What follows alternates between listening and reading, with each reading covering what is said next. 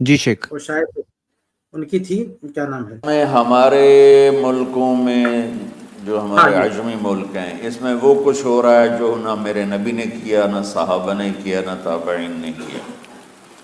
عجیب و غریب عبادات گھڑ لی ہیں، عجیب و غریب اس کے اعمال بنا لیے ہیں اپنی طرف سے، اور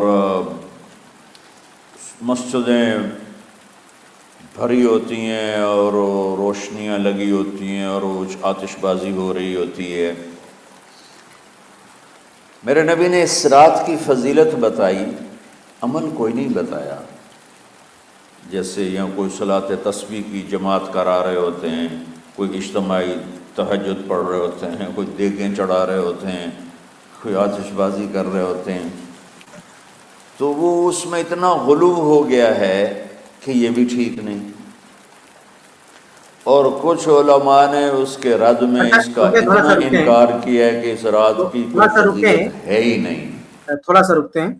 انہوں نے دیکھیں، ابھی آپ نے سنا ہوگا بیچ میں اعتراف کیا ہے کہ اللہ کے نبی نے فضیلت بتائی ہے، عمل نہیں بتایا۔ یہ انہوں نے کہا یہ جملہ کہ اللہ کے نبی نے فضیلت بتائی، عمل نہیں بتایا، تو عمل آپ بتائیں گے؟ جب اللہ کے نبی صلی اللہ علیہ وسلم نے عمل نہیں بتایا تو آپ کو بھی نہیں بتانا چاہیے۔ فضیلت جتنی بتائی ہے اسی پہ اکتفا کرنا چاہیے۔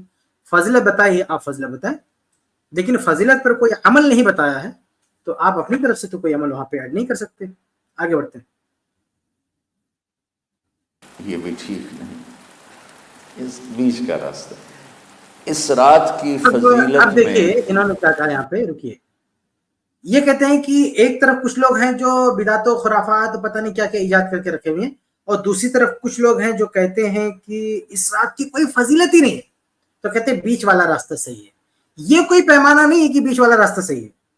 شریعت میں یہ کوئی پیمانہ نہیں ہے کہ کچھ لوگ ایک طرف ہیں، کچھ لوگ دوسری طرف ہیں، ایک دوسرے کے اپوزٹ ہیں، ایک دوسرے کے برخلاف انتہا پہ پہنچے ہوئے ہیں، تو آپ وہ بیچ والا راستہ چن لو، بولو کہ یہی صحیح ہے۔ نا، یہ کوئی ضابطہ نہیں ہے شریعت کا کہ دو لوگ دو طرفہ غلو کر رہے ہیں ایک دوسرے کے خلاف، تو آپ کوئی بیچ والی راہ چن لو اور بولو یہی صحیح ہے۔ ثبوت چاہیے۔ کوئی بھی کسی بھی بات کو صحیح کہنے کے لیے آپ کے پاس ثبوت کی بنیاد پر طے ہوگا کہ یہ صحیح ہے یا غلط۔ ایسا نہیں ہے کہ دو انتہاؤں کے بیچ کا یہ راستہ ہے اس لیے یہ صحیح ہے، اس کے لیے آپ کو ثبوت چاہیے۔ تو یہ جو فارمولہ پیش کر رہے ہیں نا کہ بیچ والی بات ٹھیک ہے، یہ بیچ والی بات آپ نہیں طے کریں گے، اس کے لیے بھی دلیل چاہیے، ورنہ وہ بیچ والی بات بھی یعنی ٹوٹل ساری باتیں غلط ہو جائیں گی۔ نہ دونوں اطراف کی باتیں، نہ بیچ والی، تینوں باتیں ریجیکٹ کی جائیں گی اگر ثبوت نہیں ہے تو۔ آگے بڑھتے ہیں۔ جتنی احادیث ہیں وہ ضعیف ہیں، لیکن اتنی کثرت سے ہیں کہ ان سب روکیے اس کو۔ یہ دیکھیے، یہ کہتے ہیں کہ جتنی احادیث ہیں سب ضعیف ہیں۔ اب یہ ایک اچھا اعتراف انہوں نے کر لیا کہ جتنی احادیث ہیں سب ضعیف ہیں۔ اس کو ذرا ذہن میں رکھیے گا، بہت سارے لوگ کیا کہتے ہیں، صحیح حدیثیں ہیں، یہ بھی کہتے ہیں نا صحیح ہے، تو انہوں نے خود اعتراف کر لیا کہ جتنی احادیث ہیں سب ضعیف ہیں۔ اب ضعیف ہونے کے بعد آگے کیا کہتے ہیں وہ بھی سنتے ہیں۔ آگے چلتے ہیں، آگے بڑھتے ہیں۔ کا مل کر جمع ہو کر کم از کم وہ حسن لغیر ہی تک تو پہنچ جاتی ہیں۔ اب رکتے ہیں۔ یہ حضرت فرما رہے ہیں کہ ساری روایتیں ضعیف ہیں لیکن سب مل کر کم از کم حسن لغیر ہی تک پہنچ جاتی ہیں۔ دیکھیے، اگر ساری روایات ضعیف ہوں تو ضروری نہیں ہے کہ ہمیشہ وہ حسن لغیری ہو جائیں۔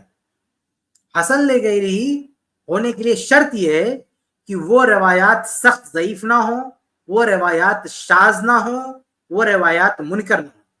اگر ایک روایت کی کئی سندیں ہوں لیکن وہ سخت ضعیف ہیں یا شاذ ہیں یا منکر ہیں تو وہ کبھی بھی ایک دوسرے کو سپورٹ نہیں کر سکتی ہیں، وہ کبھی بھی صحیح نہیں ہو سکتی۔ مجھے یاد پڑتا ہے کہ میں نے i+ کی اسٹریم میں کبھی تفصیل سے بتایا ہے کہ ضعیف حدیث سے مل کے ہمیشہ حسن لغیری کیوں نہیں ہو سکتی۔ سرچ کریں تو شاید ویڈیو آپ کو ملے گی۔ یہاں میں ڈیٹیل میں نہ جاتے ہوئے اتنا وضاحت کروں گا کہ شرط ہے کبھی صحیح حسن لغیری ہو سکتی ہیں جب ضعف ہلکا ہو، سندیں ضعیف ہوں لیکن وہ ہلکا، تب ایک دوسرے سے ملا کے آپ اس کو حسن لغیری بنا سکتے ہیں۔ لیکن اگر وہ شدید ضعف ہے، کذابین ہیں، بیچ میں متروکین ہیں، یا شاذ شذوذ اور نکارت ہے تو پھر آپ ملا جلا کے آپ اس کو حسن لغیری نہیں بنا سکتے. اس کی مثال بھی میں آپ کو دیتا ہوں. ایک روایت ملتی ہے نا قصۃ الغرانیق کے نام سے کہ معاذ اللہ کہ اللہ کے نبی صلی اللہ علیہ وسلم قرآن کی آیت پڑھ رہے تھے نا, جبرائیل السلام قرآن کی آیت سنا کے گئے, وحی کر کے گئے, تو جب اللہ کے نبی صلی اللہ علیہ وسلم پڑھ رہے تھے وہ آیات, تو بیچ میں ایک آیت ایڈ کر دیا شیطان نے, آپ کو سکھایا تلکل غرانیق العلا. یہ آیت قرآن میں نہیں ہے, لیکن روایت کیا کہتی ہے کہ اللہ کے نبی صلی اللہ علیہ وسلم نے اس آیت کو بھی قرآنی آیت کے بیچ میں ایڈ کیا, اور جب یہ آیت اللہ کے نبی صلی اللہ علیہ وسلم نے پڑھی تو مشرکین بھی سجدے میں گر گئے کہ یہ لو ہمارے معبودان کی بھی تعریف ہو گئی ہے محمد صلی اللہ علیہ وسلم کے ذریعے سے, معاذ اللہ. یہ روایت بتائیے اللہ کے نبی صلی اللہ علیہ وسلم پر کتنا بڑا الزام لگا رہی ہے کہ معاذ اللہ جو وحی نازل ہو رہی تھی اس میں آپ نے ایڈ کر دیا شیطان کے بقاوے میں آ کر. حالانکہ اللہ کے رسول کی بہت ہی واضح حدیث ہے کہ جو شیطان کہ میں شیطان کی وسوسے کا شکار نہیں ہوتا, یعنی شیطان اللہ کے نبی صلی اللہ علیہ وسلم کو وسوسہ نہیں دے سکتا ہے. اگر آپ سے کہیں بھول چوک ہو سکتی ہے تو وہ بشری تقاضے کے مطابق ہو سکتی ہے, لیکن شیطان وسوسہ نہیں دے سکتا ہے اللہ کے نبی صلی اللہ علیہ وسلم کو. لیکن وہ جو روایت ہے نا اس کے بہت سارے طرق ہیں, بہت سارے طرق ہیں. یہ جو شعبان والی روایت ہے نا اس سے کم نہیں, اس سے بھی زیادہ طرق ہیں, اس کے بہت سارے طرق ہیں. تو کیا آپ کہیں گے کہ معاذ اللہ وہ روایت بھی حسن لغیری ہو جائے گی؟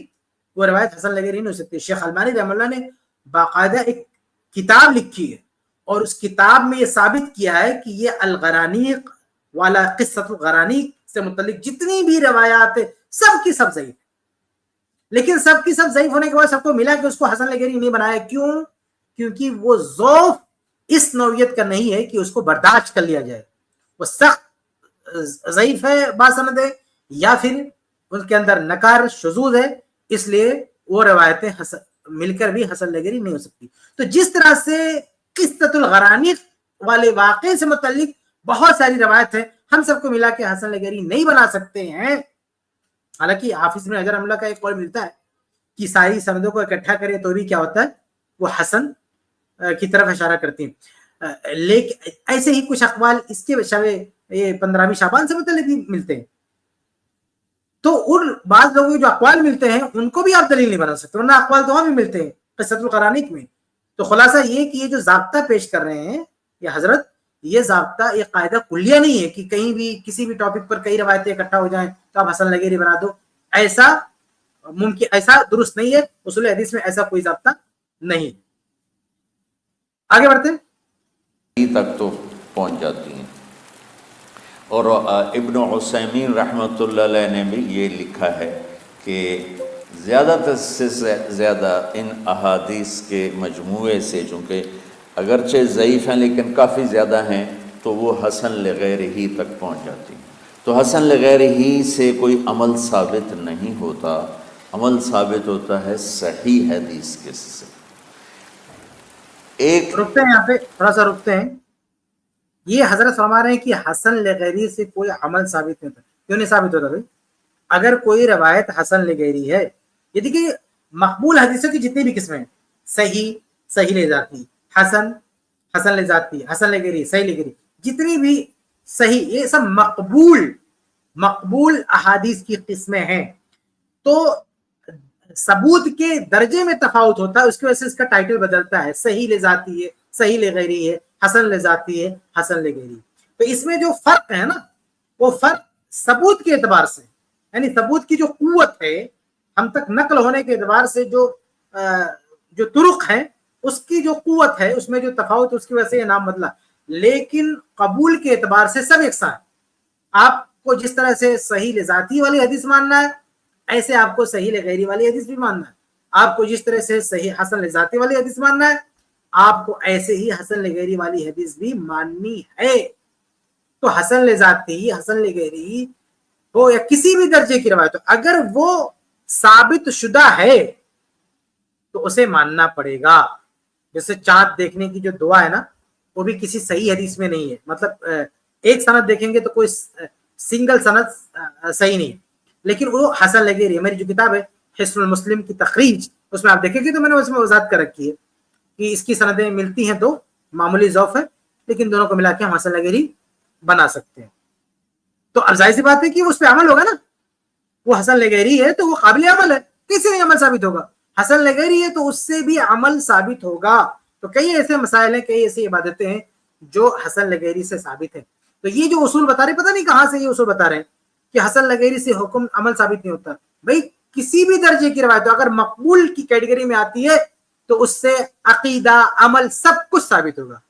لیکن یہ جو 15ویں شعبان سے متعلق روایات ہے, یہ نہ صحیح لے ذاتی ہے, نہ صحیح لغیری ہے, نہ حسن لے ذاتی ہے, نہ حسن لغیری, یہ ضعیف, مردود, منکر, شاذ ہیں. اس لیے ان سے نہ فضیلت ثابت ہوتی ہے اور نہ ہی عمل ثابت ہوتا ہے.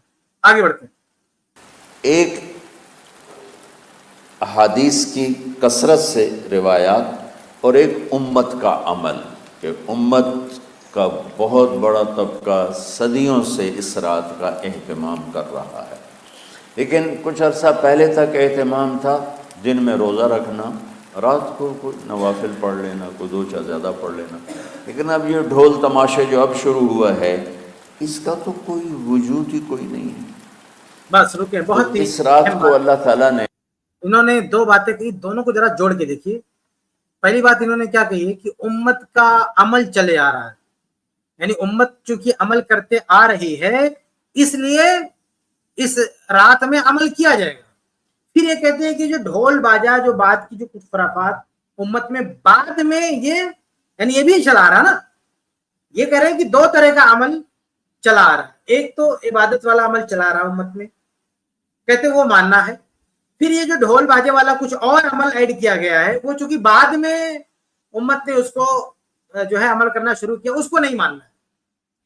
ہماری سمجھ میں آتا ہے کہ یہ آپ نے تفریق کیسے کی کہ ایک عمل جو چلا آ رہا ہے اس کو ماننا ہے, اور بعد میں جو ڈھول باجے شروع ہوا یہ بھی تو کئی سالوں سے شروع ہے, یہ بھی تو اچھا خاصا زمانہ ہو گیا کہ لوگ کرتے آ رہے ہیں. آپ کو ماننا ہے امت کے عمل کی وجہ سے ماننا, تو دونوں کو مانیے. اب آپ یہ کہیں کہ نہیں, یہ جو ڈھول باجے والی بات ہے یہ بعد میں شروع ہوا ہے, یعنی اللہ کے نبی کے دور یعنی صحابہ سے نہیں چلا رہا, تو صحابہ سے شب برات اور یہ 15ویں شعبان کی عبادت بھی نہیں آ رہی ہے.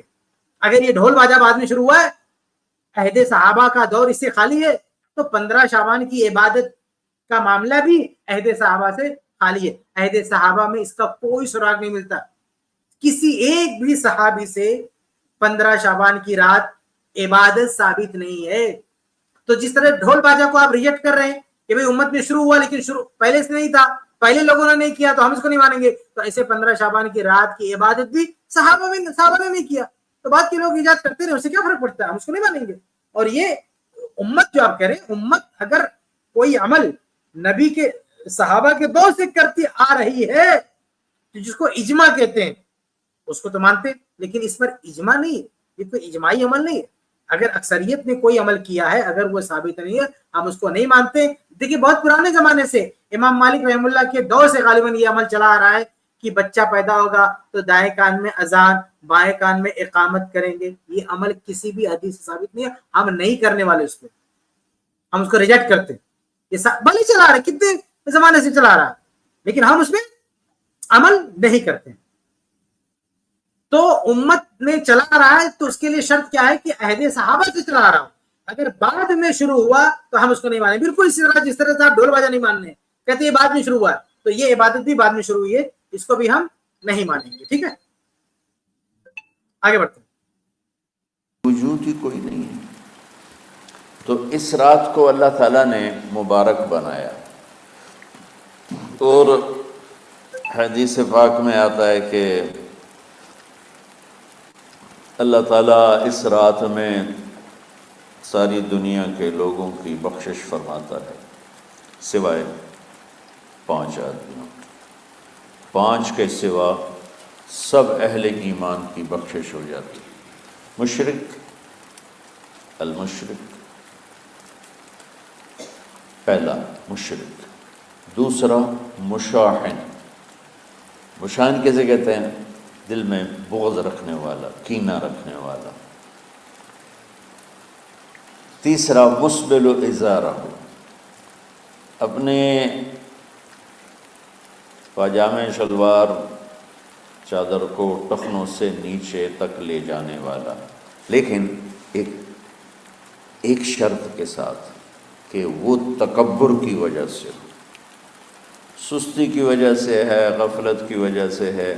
چونکہ جب آپ نے ایک مرتبہ اس کے بارے میں بات کی تو حضرت ابوبکر صدیق نے کہا یا رسول اللہ، میری چادر، عرب چادر باندھتے تھے جیسے ہمارے پنجاب کا لباس چادر تھا، اب وہ کم ہو گئے۔ ہماری تو بزرگ عورتیں بھی اور مرد بھی سب چادر باندھتے تھے، شلوار کا تو کسی کو پتہ ہی نہیں ہوتا تھا ہمارے بچپن میں۔ یہ تو پھر آہستہ آہستہ جب تعلیم آئی تو شلوار دیہاتوں میں بھی اور شہروں میں عام ہو گئی۔ تو اگر وہ اس لیے لٹکا رہا ہے کہ طبیعت میں تکبر ہے، پھر اس وعید کا وہ حقدار ہے۔ اگر ویسے اس کی نیچے جا رہی ہے تو میرا مالک ایسا، وہ تو ہے ہی رحیم و کریم، ہے ہی رحیم و کریم، ہے ہی رحیم و کریم، صرف شلوار نیچے لٹکانے سے وہ اتنی شدید سزا دے۔ اگر اس کے پیچھے تکبر ہے، پھر ہے یہ، تکبر نہیں ہے تو اچھا تھوڑا سا انشاءاللہ تھوڑا سا رکتے ہیں۔ یہ شب 15ویں شعبان سے ہٹ کر ایک مسئلہ یہ بیچ میں مفتی بن گئی حضرت، یہ کہتے ہیں کہ جو تکبر سے نہیں لٹکاتا ہے اپنا کپڑا تو اس کے لیے وعید نہیں ہے، یہ صرف اس کے لیے ہے جو تکبر سے لٹکاتا ہے۔ دیکھیے حدیث میں دونوں طرح کی باتیں ہیں، تکبر سے اگر کوئی لٹکاتا ہے تو اس کی سزا الگ ہے، اور بغیر تکبر کے اگر کوئی لٹکاتا ہے اس کی سزا الگ ہے۔ تکبر سے جو لٹکاتا ہے اس کے بارے میں حدیث کیا ہے؟ من جاء ثوبہ خیلاء لم ينظر اللہ الیہ یوم القیامہ، کہ جو تکبر سے اپنا کپڑا لٹکائے گا اللہ تعالیٰ قیامت کے دن اس کو نہیں دیکھے گا، یہ سزا ہے، حکم الگ ہے، سزا الگ ہے۔ لیکن ایک دوسری حدیث ہے کہ ما اسفل من الکعبین ففی النار، کہ ٹخنوں سے نیچے جو کپڑا جائے گا وہ جہنم میں جائے گا۔ اب دیکھیے یہ دونوں الگ الگ حدیث ہیں۔ تکبر سے اگر کوئی لٹکاتا ہے اس کی سزا زیادہ ہے، اللہ تعالیٰ دیکھے گا بھی نہیں، عذاب تو ہے ہی، دیکھے گا بھی نہیں۔ لیکن جو بغیر تکبر کے لٹکاتا ہے اس کے لیے بھی حدیث میں کیا ہے کہ اس کا وہ جہنم میں جائے گا وہ حصہ۔ تو یہ دونوں حدیثیں موجود ہیں۔ یہ حضرت فرما رہے ہیں کہ صرف تکبر سے لٹکائے گا تو اس کو اس کے لیے سزا ہے، بغیر تکبر کے لٹکائے گا تو کوئی مسئلہ نہیں، ایسا نہیں۔ بغیر تکبر کے لٹکائے گا تو بھی حدیث میں آتا ہے ما اسفل من الکعبین ففی النار، کہ ٹخنوں سے نیچے اگر کوئی حصہ کپڑے کا جاتا ہے تو وہ جہنم میں جائے گا۔ تو ٹخنوں سے نیچے جو کپڑا جائے گا وہ جہنم میں جائے گا، وہ سزا الگ ہے۔ تو دونوں کی الگ الگ سزا بیان ہوئی ہے۔ اگر بغیر تکبر ہے تو ہم کہیں گے وہ جہنم کی وعید ہے، اور اگر تکبر سے کے ساتھ کر رہا ہے تو اس کی سزا الگ ہے۔ حرام دونوں ہے لیکن دونوں کی سزا الگ الگ ہے۔ دوسرے الفاظ میں کہہ لیجیے کہ اگر تکبر سے لٹکاتا ہے تو اس کی سزا اور بڑھ جاتی ہے، اس کی سزا اور بڑھ جاتی ہے۔ اور وہ جو ابوبکر صدیق رضی اللہ تعالی عنہ کا جو واقعہ ہے اس میں کیا ہے؟ اس میں تو صرف یہ ہے نا کہ ابوبکر صدیق رضی اللہ فرماتے ہیں کہ میرا کپڑا لٹک جاتا ہے، یہ نہیں کہہ رہے کہ میں لٹکاتا ہوں نا، ایسا نہیں کہہ رہے میں سنبھالتا ہوں لیکن وہ نیچے ہو جاتا ہے۔ تو اگر اتفاق سے نادانستہ طور پر کسی کا نیچے ہو جائے، اور اچھا یہاں پہ ایک اور چیز ضمن واضح کر دوں، کچھ لوگوں نے پتہ نہیں کہاں سے یہ اڑا دیا ہے کہ ابوبکر صدیق رضی اللہ عنہ کا پیٹ بڑا تھا اس لیے کپڑا نیچے ہو جاتا تھا، معاذ اللہ، استغفر اللہ، لا حول ولا قوت الا باللہ۔ یہ بالکل جھوٹی بات ہے، منگڑ بات ہے۔ بلکہ ابن حجر رحمہ اللہ نے تو فتح الباری میں لکھا ہے کہ وہ بہت دبلے پتلے تھے، اس کی وجہ سے کپڑا نیچے ہوتا تھا، یعنی اتنے کمزور تھے، وہ ان کی کمزوری کی وجہ سے نہیں، بہت دبلے تھے، پیٹ پتلا تھا۔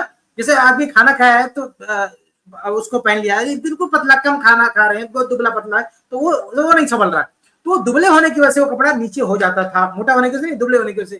یہ روایت میں موجود ہے، ابن حجر رحمہ اللہ نے فتح الباری میں نقل کیا۔ اور موٹے تھے ایسا تو کسی بھی روایت میں نہیں ہے، کسی بھی روایت میں نہیں ہے کہ ابوبکر صدیق رضی اللہ عنہ کا پیٹ بڑا تھا۔ بہرحال ایک دوسری بات ضمن آ گئی، میں کہہ رہا تھا کہ ابوبکر صدیق رضی اللہ عنہ کا جو کپڑا تھا وہ نیچے چلا جاتا تھا، لیکن انہوں نے یہ بھی کہا کہ اللہ نہ تعالی، لیکن میں اس کا خیال رکھتا ہوں۔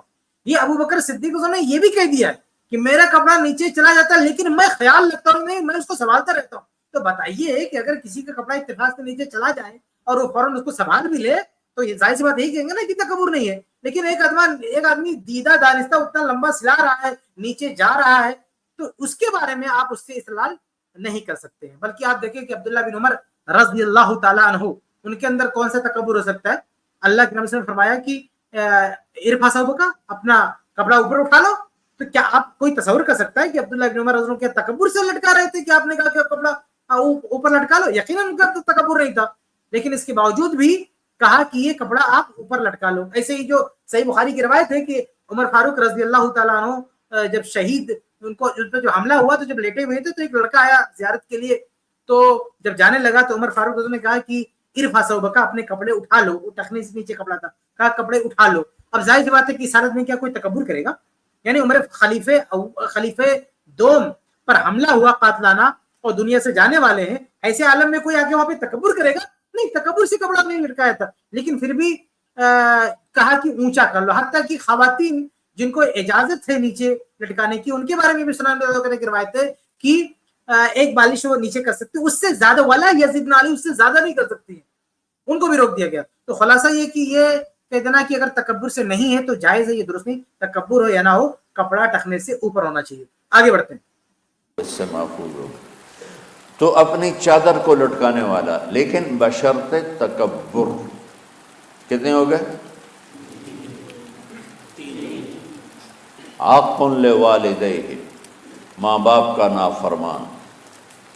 नाफरमान ऐसा कि दुख देने वाला।